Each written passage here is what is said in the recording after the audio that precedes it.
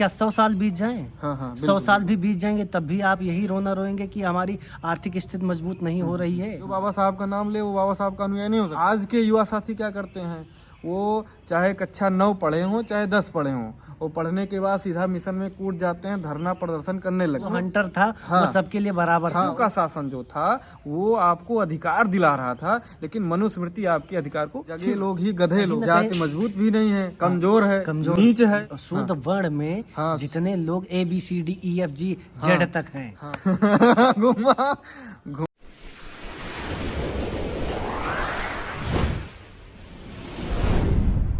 नमस्कार दोस्तों, 85 तक चैनल में आप सभी का स्वागत है। दोस्तों, जैसा कि पता है आपको कि अप्रैल माह चल रहा है और बाबा साहब की जयंती बिल्कुल करीब है। यहाँ तक कि देखा जाए तो पूरे भारत देश भर में 14 अप्रैल से पहले भी जो है बाबा साहब की जयंती लोग मनाना शुरू कर देते हैं। आज हम इस वीडियो में बात करेंगे कि बाबा साहब की जयंती और बाबा साहब का संघर्ष और साथ साथ जो बाबा साहब के अनुयायी है वो किस दिशा में कितना अच्छा काम कर रहे हैं। दोस्तों, आज हम कुलभास्कर भाई जी के घर पे आए हैं और इस अप्रैल माह में मेरा उद्देश्य है कि हम तमाम मिशनरी साथियों के पास जाएं और उनसे जो है कुछ वार्तालाप करें। तो इस सिलसिले में सबसे पहले जो है हमारे मिशनरी साथी कुलभास्कर जी हैं, इनसे हम कुछ बाबा साहब के जीवन संघर्ष के बारे में बात करेंगे और हम चाहेंगे कि अगर इनके पास कोई सवाल है तो ये हमसे भी सवाल कर सकते हैं। तो आप इस वीडियो में लास्ट तक बने रहिएगा। ये वीडियो बहुत ही इंटरेस्टेड और बहुत ही यूनिक होने वाला है। तो कुलभास्कर भाई जी, आपका 85 तक चैनल में स्वागत है। बहुत बहुत धन्यवाद विजय जी। जय भीम, नमो बुद्धाय। तो सबसे पहले मैं अब बात यहीं से शुरू करूंगा। जो बाबा साहब का एक मंत्र था, मूल मंत्र था, शिक्षित बनो, संगठित रहो और संघर्ष करो। आप इस पर क्या कहना चाहेंगे? बिल्कुल, बाबा साहब की ये जो 3 मंत्र हैं, शिक्षित बनो, संगठित रहो और संघर्ष करो जी। इन तीनों मंत्रों में जो सबसे पहला मंत्र उन्होंने दिया था शिक्षित बनो। शिक्षित बनो को सबसे पहले रखने का उनका कोई ना कोई ध्येय रहा होगा, क्योंकि शिक्षा ही वो चाबी है जिससे आपके सारे बंद दरवाजे खुल सकते हैं। और शिक्षा ग्रहण करने के साथ साथ मैं अपने उन युवा साथियों को बताना चाहूँगा कि किसी ने बहुत खूब कहा है कि आपको जो है, जो वक्त की मांग है, कहीं ना कहीं शिक्षा ग्रहण करने के लिए हाई स्कूल, इंटर का या ग्रेजुएशन करने के बाद जो पढ़ाई है उसको पढ़ने के लिए आपको अपने घर को छोड़ना पड़ेगा। आप जो है अपने घर पर रखकर या आप अपने घर पर रहकर के अपने स्तर को ऊंचा नहीं कर सकते हैं जितना होना चाहिए। क्योंकि एक छोटा सा उदाहरण है, अभी हमने खेती में जो है प्याज लगवाई है। प्याज की एक जो बेरन होती है उसको अगर हम उसी जगह पर गाड़ कर रखेंगे जहां हमने बेरन डाली है तो उसका जो ग्रोथ होता है, जो विकास होगा, वो नहीं होता है। लेकिन उसको उखाड़ कर हम जब दूसरी जगह पर रोपते हैं तो उसमें जो उसकी फली निकलती है, जो उसका हमको रिजल्ट निकलता है, तब उसमें परिवर्तन होता है, चेंज होता है। तो हमारा समाज कहीं ना कहीं अभी इस दिशा में कदम नहीं उठा रहा है कि हमको बाहर निकलने की आवश्यकता है, चाहे शिक्षा के क्षेत्र में हो या रोजगार के क्षेत्र में हो। हम जब तक घर का मोह त्याग करके हायर एजुकेशन के लिए हमें चाहे दिल्ली जाना हो, चाहे नोएडा जाना हो, चाहे लखनऊ जाना हो, जब तक हम अपना घर इलाहाबाद जाना हो, ऐसी सोच जब तक युवाओं के अंदर नहीं आएगी तब तक जो बाबा साहब का वो एक सपना था, शिक्षित बनो। आप साक्षर तो हो जा रहे हैं लेकिन शिक्षित नहीं हो पा रहे हैं। इसके लिए आपको कहीं ना कहीं घर को छोड़ने की जरूरत है। भाई जी, इस पे जो है हम रोकना चाहेंगे आपको।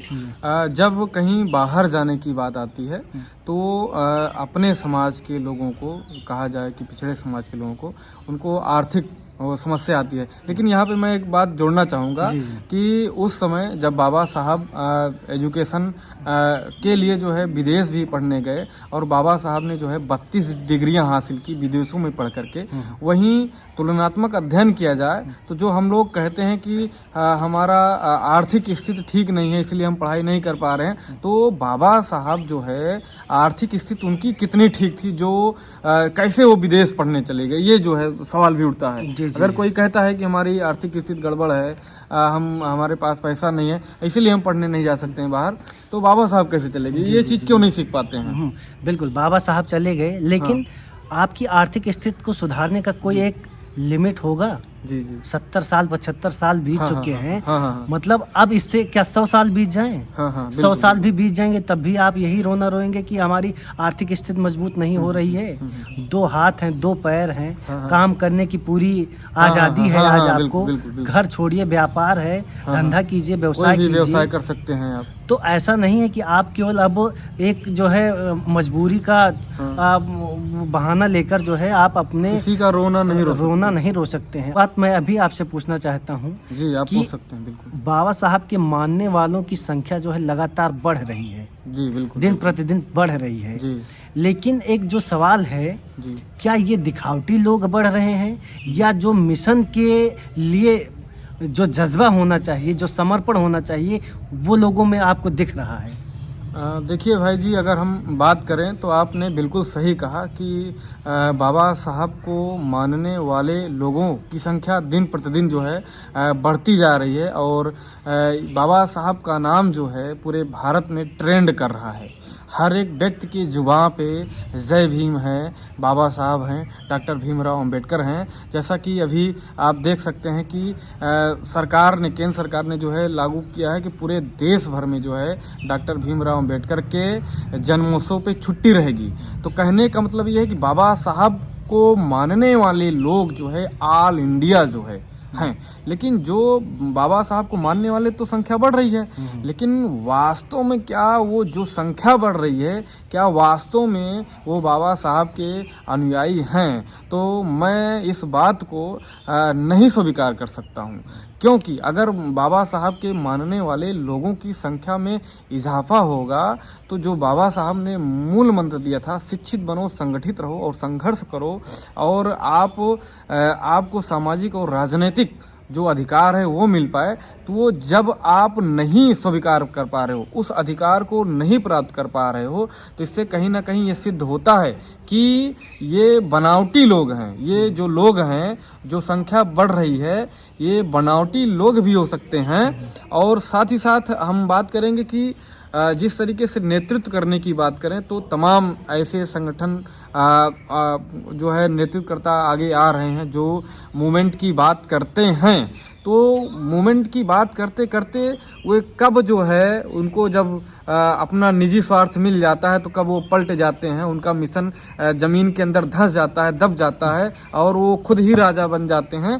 तो ऐसे लोग जो है, मैं कहूँगा कि ये बिल्कुल ये बाबा साहब के अनुयायी नहीं हैं, बल्कि जिस तरीके से भगवान के नाम पर लोग भीख मांगकर खाते हैं, उसी तरीके से बाबा साहब के नाम पर भी जो है लोगों को बेवकूफ़ बनाने का काम करते हैं। बिल्कुल बिल्कुल, यानी कहने का मतलब आपका यही है जी कि लोग समाज हित और व्यक्तिगत हित की बात जब आती है तो व्यक्तिगत हित को जो है सर्वोपरि मानते हैं। हाँ बिल्कुल, वो विचारधारा को एक साइड में रख देते हैं और अपने हित के लिए जो है वो काम करना शुरू कर देते हैं और वो राजा बन जाते हैं। जी, जी। हमारे कहने का तात्पर्य यह है कि जो लोग अपने समाज को राजा बनाना चाहते हैं उनको त्याग करना पड़ेगा।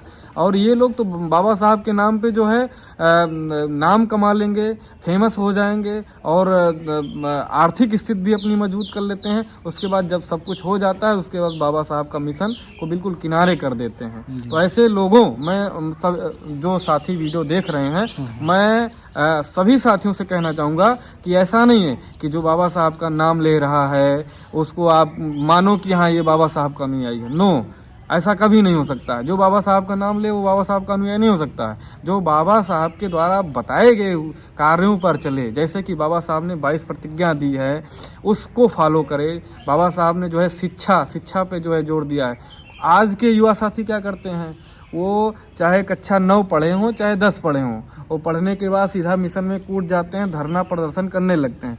और मैं ये नहीं कहता हूँ नहीं करना चाहिए, लेकिन क्या बाबा साहब बिना पढ़ाई लिखाई किए अगर जो है इस अछूत और जो महिलाओं के अधिकारों का आंदोलन था, चाहे वो पानी पीने का आंदोलन हो, चाहे वो जो है मंदिर में प्रवेश का आंदोलन हो, ये सब आंदोलन, जितने भी आंदोलन हैं, बाबा साहब का आंदोलन तब सफल हुआ जब बाबा साहब ने जो मंत्र दिया है, शिक्षित बनो, इस शिक्षा को बाबा साहब ने ग्रहण किया और अपने अधिकारों को जाना, अपने ज्ञान के दम पे जो है उस अंग्रेजी शासन से अपने हक और अधिकार जो है प्राप्त किए। बिल्कुल। एक प्रश्न मेरा और ये जी। भी है कि जो बाबा साहब ने अधिकार हमको दिलाए हैं, जी क्या आपको ऐसा लगता है कि उस समय एक ऐसी बॉडी थी, एक ऐसी संस्था थी, एक ऐसे लोग थे न्यायप्रिय जिनके सामने अपनी बात रखने पर आपको न्याय की उम्मीद थी? क्या आज के वक्त में आवाज़ उठाना और अपने लिए न्याय मांगना और जहाँ से आपको न्याय मिलेगा जी वो उतना अपने कार्यों के प्रति ईमानदार हैं? देखिए, या ऐसे लोग आपको आज उम्मीद कर रहे हैं कि जिस ईमानदारी के साथ बाबा साहब ने अपना संघर्ष किया, बहुत संघर्ष किया, लेकिन एक बॉडी थी, एक संस्था थी, एक ऐसे लोग थे जिनको कहीं ना कहीं न्याय और अन्याय के बीच का फर्क पता था? देखिए भाई, बिल्कुल आपका सही सवाल है। देखिए, जब हम खुद हमारे पास उतना ज्ञान रहेगा, हमारे पास उतनी जानकारी रहेगी, तो जब हम अंग्रेजी कानून से हमने अपने अधिकार को छीना है, चाहे महार सत्याग्रह आंदोलन हो, पानी पीने का अधिकार हो, चाहे जो है कालाराम मंदिर सत्याग्रह आंदोलन हो, मंदिर में प्रवेश करने का जो है अधिकार हो, तो जब अंग्रेजों के कानून से हमको अधिकार मिल गया है, तो जो बाबा साहब ने हमको अधिकार दिया है, जो हमारा कॉन्स्टिट्यूशनल राइट है, जो हमारा संविधान समता का अधिकार, स्वतंत्रता का अधिकार, अखंडता का अधिकार देता है, अगर हम चाहें, अगर हम उस काबिल रहेंगे, तो मेरा पूर्ण विश्वास है हम संविधान में निहित हर एक अधिकार को प्राप्त कर सकते हैं, बिल्कुल स्वतंत्रता के साथ, बिल्कुल आसानी से। जी जी जी। नहीं, जैसे आप ये मानते हैं कि बाबा साहब ने अंग्रेजों से अधिकार लिया या अंग्रेजों के माध्यम से आपको अधिकार मिला? देखिए, अंग्रेज जो है इस जो शूद्र वर्ण है, इसके वो लोग विरोधी नहीं थे। अगर इतिहास को देखा जाए, उनका जो हंटर था वो सबके लिए बराबर था। उनका हंटर जो है समानता का हंटर था, वो ब्राह्मण क्षत्रिय नहीं देखता था। लेकिन वहीं जो है, जो इस देश में पहले से ही शासन करता थे, कहा जाए जो मनुस्मृति को मानने वाले लोग थे, जिनके वजह से यह देश गुलाम हुआ है, जिस जात जिस वर्ण व्यवस्था के कारण भारत देश गुलाम हुआ है, उस जो सुपीरियरिटी होती है, मतलब कि सुपीरियर जो था, इस शूद्र वर्ग को जो है गुलाम बनाए रखा था। तो इसी वर्ग ने जो है, सुपीरियर वर्ग ने ही जो है शूद्रों को आगे बढ़ने से रोड़ा था। तो ये अधिकार जो है अंग्रेजों ने नहीं रोका था। अगर देश जो है बहुजन समाज में अगर देश गुलाम हुआ है, तो अंग्रेजों का तो गुलाम था ही, लेकिन अंग्रेजों से गुलाम से पहले इस देश में मनुस्मृति कानून का गुलाम था। मतलब कि इस देश में जो है बहुजन समाज, शूद्र वर्ण जो है दोहरा गुलाम था। एक तो मनुस्मृति का गुलाम था, मतलब कि शूद्रों के ऊपर दो कानून था, एक तो मनुस्मृति थी, ऊपर से अंग्रेजों का भी शासन था। लेकिन अंग्रेजों का शासन जो था वो आपको अधिकार दिला रहा था, लेकिन मनुस्मृति आपके अधिकार को छीन रही थी। क्या आज के संघर्ष में आप इस बात को मान रहे हैं कि पहले से आज का संघर्ष ज्यादा कठिन है? बिल्कुल, आज का संघर्ष और कठिन है, क्योंकि जो माननीय कांसी साहब ने लिखा है चमचा युग, आज हमारे समाज में जो है चमचे लोग ज्यादा पैदा हो गए हैं। इसीलिए हमें आज इन प्रेजेंट टाइम में हमें जो है अपनों से ही लड़ना है, और अपनों से लड़ना जो है बहुत ही कठिन है। अगर जो है हमें दुश्मन की सीने पे गोली चलाना हो तो हम आंख मूंद कर चला सकते हैं, लेकिन अगर अपनों की बात है तो वहाँ पे हमें सोचना समझना पड़ता है। अपने उलझे कहाँ हुए हैं? उलझने का मतलब ये है, एक तरफ एक ऐसा व्यू है जो धार्मिक है। जी जी। कहीं ना कहीं अपना समाज जो है धर्म के जंजीरों में ऐसा जकड़ा हुआ है, जो जिसे अभी तक तो आज़ादी नहीं थी उस धर्म को मानने की, आज वो मानकर फिर से फंस गया है। तो उसको निकालने के लिए आप देखिए, सीधा सा फंडा है इसका कि जो लोग बाबा साहब को खुद का अनुयायी कहते हैं, पहले उनको खुद ही सुधार करना पड़ेगा। मैं मानता हूं कि जगे लोग ही गधे लोग हैं। क्यों कहते हैं इस बात को, हम क्यों एक्सेप्ट करते हैं? क्योंकि जो लोग जग चुके हैं वही लोग ही एक्सेप्ट नहीं कर रहे हैं। मतलब जो कह रहा है कि we are follower of doctor B R Ambedkar, we are follower of Buddha, जब हम फॉलोअर हैं बाबा साहब के और भगवान बुद्ध के, तो हम वो चीज़ खुद ही नहीं एक्सेप्ट कर रहे हैं।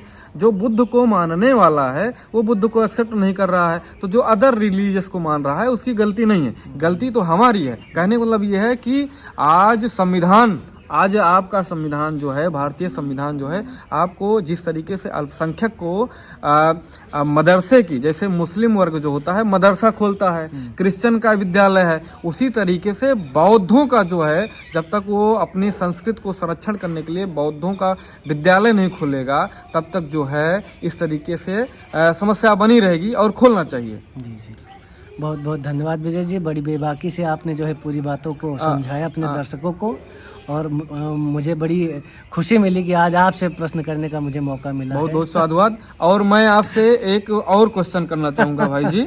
मंच पे चढ़ते हैं, अभी 14 अप्रैल आ रहा है, 14, 15, 16, 17, 18, 19, 20 चलेगा पूरा अप्रैल की जो है समानता का अधिकार, और सबसे बड़ी बात, सब लोग कहते हैं कि जाति तोड़ो समाज जोड़ो। जी जी जी, सब खूब मतलब चढ़ जाएंगे मंच पे और माइक ले लेंगे और चिल्लाएंगे।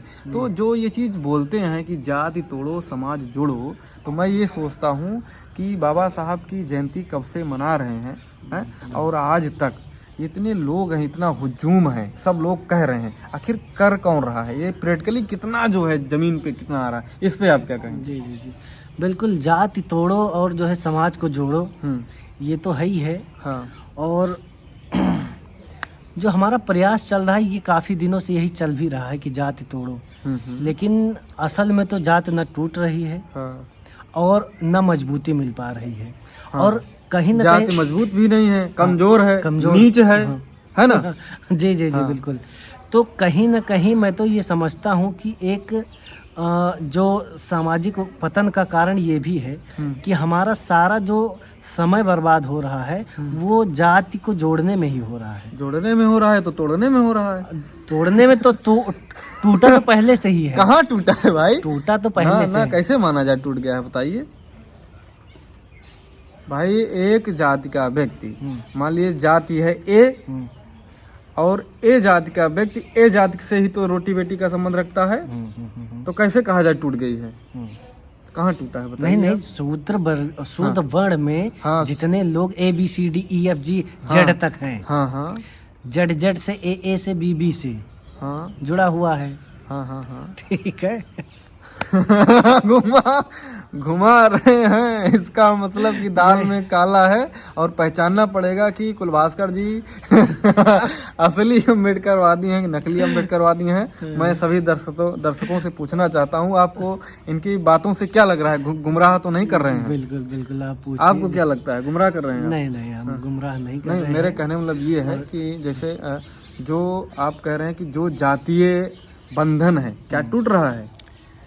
जातीय बंधन जब टूट नहीं रहा है तो आप जिस बंधन में है उसी को मजबूत करिए, क्योंकि जो है आप जिस टुकड़ी में हैं, आप उसकी कमियों को अभी दूर नहीं कर पाए हैं और दूसरी टुकड़ी की कमियों को दूर करने की बात करते हैं।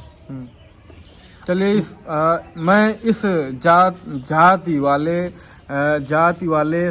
बात पर जो है मैं एक अगला और स्पेशल वीडियो आपसे बनाऊंगा, क्योंकि आप जो है एक एसोसिस्ट भी हैं, इसके बारे में आपको अच्छा नॉलेज भी है, आप और बढ़िया से बता सकते हैं। तो साथियों, मैं इस पे जो है एक अगला जो है दूसरा वीडियो बनाऊंगा ताकि इस पे चर्चा हो सके, क्योंकि ये बहुत ही अहम मुद्दा है और गर्म मुद्दा भी है और चुभने वाला मुद्दा है। तो दोस्तों, जैसा कि आपने सुना कि हमारी और कुलभास्कर भाई जी की चर्चा हुई बाबा साहब और उनके अनुयायियों के बीच के बारे में तमाम बात विवाद हुआ, और आप क्या सोचते हैं इस चर्चा के बारे में आप हमें कमेंट कर सकते हैं। आपको कौन सी बात ज़्यादा अधिक पसंद लगी आप हमें कमेंट में बताइएगा। दोस्तों, फिर नेक्स्ट वीडियो मिलेंगे, तब तक के लिए जय जवान, जय किसान, जय विज्ञान, जय संविधान। जय भीम, नमो बुद्धाय।